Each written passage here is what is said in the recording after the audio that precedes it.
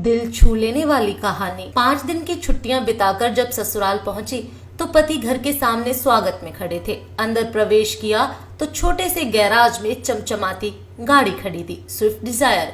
मैंने आंखों ही आंखों से पति से प्रश्न किया तो उन्होंने गाड़ी की चाबियां थमाकर कहा, कल से तुम इस गाड़ी में कॉलेज जाओगी प्रोफेसर साहिबा। Oh my God! खुशी इतनी थी कि मुंह से और कुछ निकला ही नहीं। बस जोश और भावावेश में मैंने तहसीलदार साहब को एक जोरदार झप्पी दे दी और अमरबेल की तरह उनसे लिपट गई। उनका गिफ्ट देने का तरीका भी अजीब हुआ करता है, सब कुछ चुपचाप और अचानक। खुद के पास पुरानी इंडिगो है और मेरे लिए और भी महंगी खरीद लाए।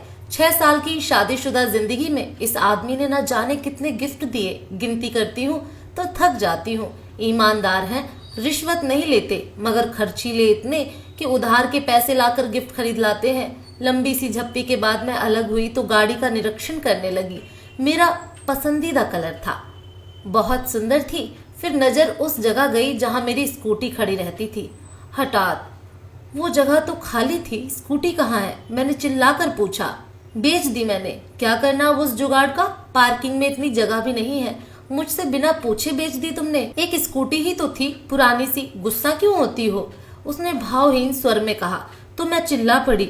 स्कूटी नहीं थी वो, मेरी जिंदगी थी। मेरी धड़कनें बसती थी उसमें। मेरे पापा की इकलौती निशानी थी मेरे पास।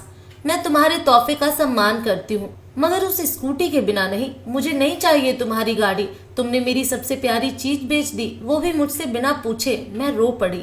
शोर सुनकर मेरी सास बाहर निकल आई। उसने मेरे सर पर हाथ फेरा तो मेरी रुलाई और फूट पड़ी। रो मत बेटा, मैंने तो इससे पहले ही कहा था एक बार बहू से पूछ ले, मगर बेटा बड़ा हो गया है। तहसीलदार माँ की बात कहाँ सुनेगा? मगर तू रो मत। और तू खड़ा खड़ा अब क्या देख रहा है? वापस ला स्कूटी को। तहसीलदार साहब गर्दन झुकाकर आए मेरे पास। रोते हुए नहीं देखा था मुझे पहले कभी। प्यार जो वे इंतहा करते हैं। याचना भरे स्वर में बोले, सॉरी यार, मुझे क्या पता था वो स्कूटी तेरे दिल के इतनी करीब है। मैंने तो कबाड़ी को बेचा है, सिर्फ 7,000 में। वो मामूली पैसे भी मेरे किस काम के थे? यूं ही बेच दिया कि गाड़ी मिलने के बाद उसका क्या करोगी? तुम्हें खुशी देना चाहिए थी, आंसू नहीं। अभी जाकर लाता हूँ। फिर वो चले गए। मैं अपने कमरे में आकर बैठ गई, जड़बत सी। पति का भी क्या दोष था? हाँ, 1-2 बार उन्होंने कहा था कि इसे बेचकर नहीं ले ले। मैंने भी हंसकर कह दिया था कि नहीं, यही ठीक है। लेकिन अचानक स्कूटी न देखकर मैं बहुत ज्यादा भावुक हो गई थी। होती भी कैसे नहीं? वो स्कूटी नहीं, औकात थी मेरे पापा की। जब मैं कॉलेज में थी तब मेरे साथ में पढ़ने वाली एक लड़की नई स्कूटी लेकर कॉलेज आई थी। सभी सहेलियां उसे बधाई दे रही थी। तब मैंने उससे पूछ लिया कितने की है। उसने तपाक से जो उत्तर दिया, उसने मेरी जान ही निकाल ली थी। कितने की भी हो, तेरी और तेरे पापा की औकात से बाहर की है। अचानक पैरों में जान नहीं रही थी। सब लड़कियां वहां से चली गई थी, मगर मैं वहीं बैठी रह गई। किसी ने मेरे हृदय का दर्द नहीं देखा था। मुझे कभी यह एहसास ही नहीं हुआ था कि वे सब मुझे अपने से अलग गरीब समझती थी। मगर उस दिन लगा मैं उनमें से नहीं हूँ। घर आई तब भी अपनी उदासी छुपा न पाई। माँ से लिपटकर रो पड़ी थी। माँ को बताया तो माँ ने बस इतना ही कहा, छिचोरी लड़कियों पर ज्यादा ध्यान मत दे, पढ़ाई पर ध्यान दे। रात को पापा घर आए तब उनसे भी मैंने पूछ लिया, पापा हम गरीब हैं क्या? तब पापा ने सर पे हाथ फिराते हुए कहा था, हम गरीब नहीं है बिटिया, बस जरा सा हमारा वक्त गरीब चल रहा है। फिर अगले दिन भी मैं कॉलेज नहीं गई। न जाने क्यों दिल नहीं था। शाम को पापा जल्दी घर आ गए थे और जो लाए थे वो उतनी बड़ी खुशी थी मेरे लिए कि मैं शब्दों में बयां नहीं कर सकती। एक प्यारी सी स्कूटी, तितली सी, सोन चिड़िया सी नहीं, एक सफेद परी सी थी वो। मेरे सपनों की उड़ान, मेरी जान थी वो। सच कहूँ तो उस रात मुझे नींद नहीं आई थी। मैंने पापा को कितनी बार थैंक यू बोला याद नहीं है। स्कूटी कहाँ से आई, पैसे कहाँ से आए, ये भी नहीं सोच सकी ज्यादा खुशी में।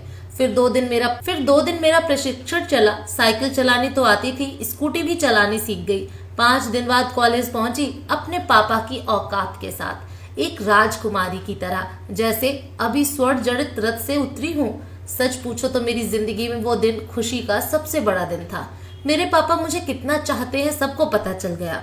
मगर कुछ दिनों बाद एक सहेली ने बताया कि वो पापा की साइकिल रिक्शा पर बैठी थी। तब मैंने कहा, नहीं यार, तुम किसी और की साइकिल रिक्शा पर बैठी हो, मेरे पापा का अपना टेम्पो है। मगर अंदर ही अंदर मेरा दिमाग झनझना उठा था। क्या पापा ने मेरी स्कूटी के लिए टेम्पो बेच दिया था? और 6 महीने से ऊपर हो गए मुझे पता भी नहीं लगने दिया।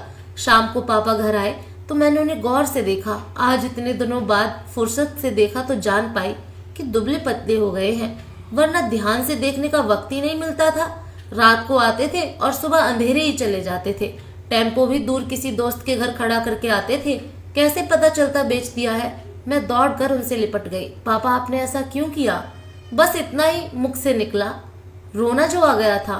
तू मेरा गुरूर है बिटिया, तेरी आंख में आंसू देखूं तो मैं कैसा बाप। चिंता न कर, बेचा नहीं है, गिरवी रखा था, इसी महीने छुड़ा लूंगा। आप दुनिया के बेस्ट पापा हो, बेस्ट से भी बेस्ट। इसे सिद्ध करना जरूरी कहाँ था? मैंने स्कूटी मांगी कब थी? क्यों किया आपने ऐसा? 6 महीने से पैरों से सवारियां ढोई आपने। ओ पापा, आपने कितनी तकलीफें झेली मेरे लिए। मैं पागल कुछ समझ ही नहीं पाई और मैं दहाड़े मारकर रोने लगी। फिर हम सब रोने लगे, मेरे दोनों छोटे भाई, मेरी मम्मी भी। पता नहीं कब तक रोते रहे। वो स्कूटी नहीं थी मेरे लिए, मेरे पापा के खून से सींचा हुआ उड़न खटोला था मेरा, और उसे किसी कबाड़ी को बेच दिया। दुख तो होगा ही। अचानक मेरी तंद्रा टूटी। एक जानी पहचानी सी आवाज कानों में पड़ी, फट फट फट फट फट। मेरा उड़न खटोला मेरे पति देव यानी तहसीलदार साहब चलाकर ला रहे थे, और चलाते हुए एकदम बुद्धू लग रहे थे, मगर प्यारे से बुद्धू, मुझे बेइंतहा चाहने वाले राजकुमार बुद्धू। मेरा उड़न खटोला चाहे कैसा भी है, मगर मेरे पापा की खून पसीने की कमाई से बना है, और ये मुझे अपनी जान से भी प्यारा है। कितना कुछ करते हैं हमारे माँ बाप हमारे लिए, सोचकर दिल भर जाता है। उनकी जगह कोई नहीं ले सकता, कोई भी नहीं। सबके माता पिता सलामत रहे, बस यही दुआ है। दोस्तों, आपको ये कहानी कैसी लगी कमेंट करके जरूर बताएं। फिर मिलूंगी एक नई कहानी के साथ। आपके पापा ने कभी आपको ऐसा कोई गिफ्ट दिया है? कमेंट में जरूर बताएं।